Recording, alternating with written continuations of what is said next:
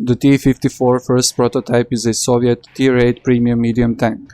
It was developed at the factory number 183 in 1944. It was based on the T-44 with many components modified to enhance the armor and armament of the new vehicle. According to one source, the first prototype was built at the end of the 1944. However, some other sources mention another date, January 1945. The tank underwent trials in the March and April of 1945, but never entered mass production. In World of Tanks, it's a capable Tier 8 premium tank, but let's see what it can do in some gameplay.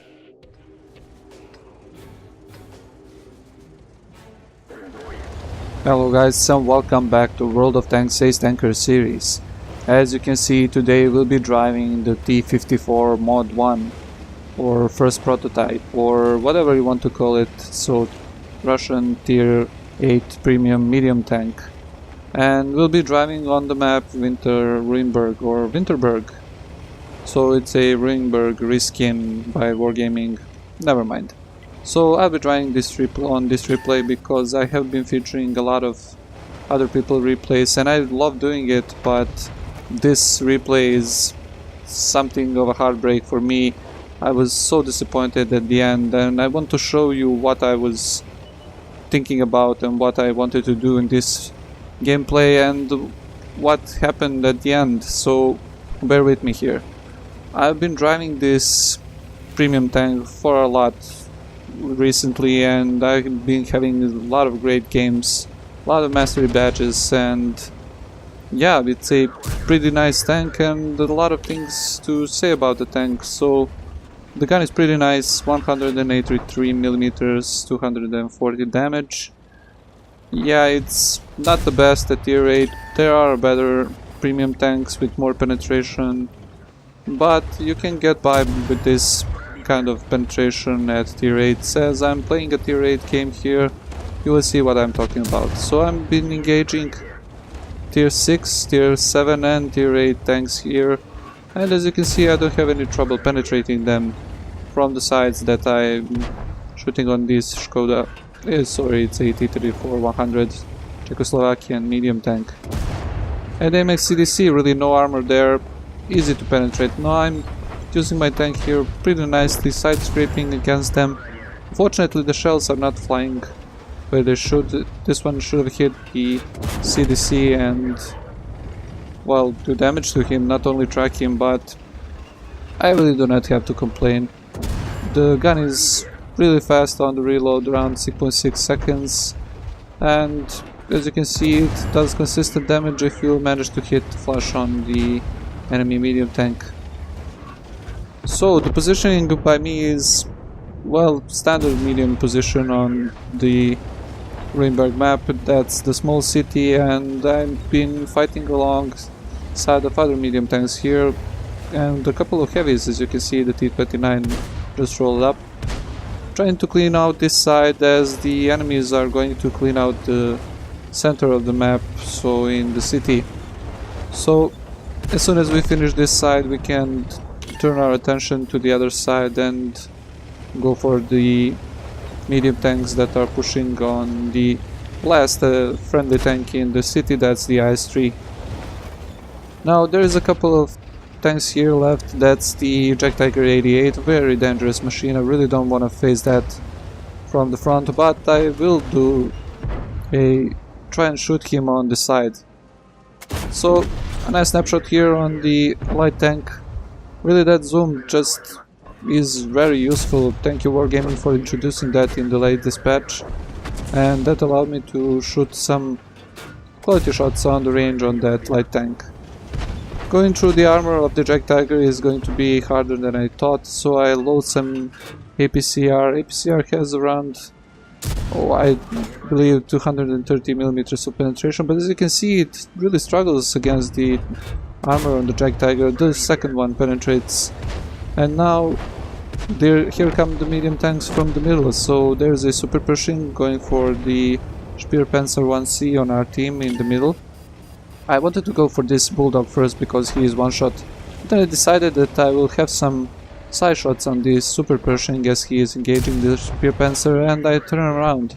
The shot on the Bulldog will come eventually, It really doesn't matter if I go to him or he comes to me at the end. So angling on this tank is pretty easy. You just angle it slightly to the side, as it has 120mm at the front, 90 at the sides, so you don't want to over angles and get penetrated in the sides. But if you angle it nicely, you will get about 200mm on the front plate, which is very high to penetrate at tier 8. Now here's that bulldog I was talking about. Watch him move. He spots me, I spot him, and what he is going to do there is going to try and side scrape on me, but really I have my gun pointed at him and immediately penetrate. I really don't know where that one shot went through my armor, but I presume that the super pushing was using premium shells, as low penetration on the super pushing is not enough to go through the frontal plate of this armor. Now they're giving me their sides, I will take that and do as much damage as I can to them before they come for me. Now we are 3 against 6 and they are really hard on the push here on us. I pull back behind some cover, behind some bushes here, not allowing the super pushing to shoot me, and he gets spotted by me, pulls back immediately. Probably his sixth sense went off, but I didn't have the shot on him, and now trying to I don't know why I shot that one.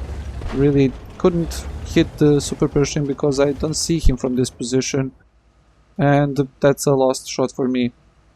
Yeah, now the T-29 died to that super pushing and the Tiger 1, and there is only me and one T-26E4 super pushing on my team, and we are going to try and defend from the small city. Now here is the fun part that I was wanting to show you for the entirety of the game. Now they're pushing us pretty hard here. The Korea pattern puts one in me, gets my loader, I repair it and side scrape against Korea pattern and decide to fight another day. I want to pull back and see what are these super pushings doing and will they try and flank me from the side.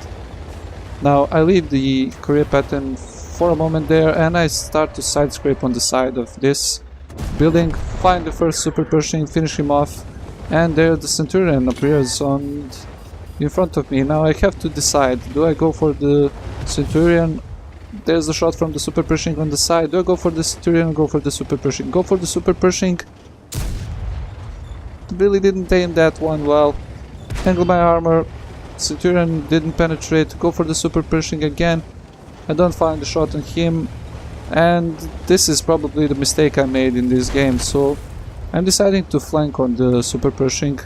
But as you can see, I left my super pushing pretty in the bad position to fight off with the Korea pattern and the Centurion 1. And they are pumping shots in him one by one. He's getting shot probably in the back from the... Yep, Tiger 1 got him, and now the problem is that I don't have enough shells.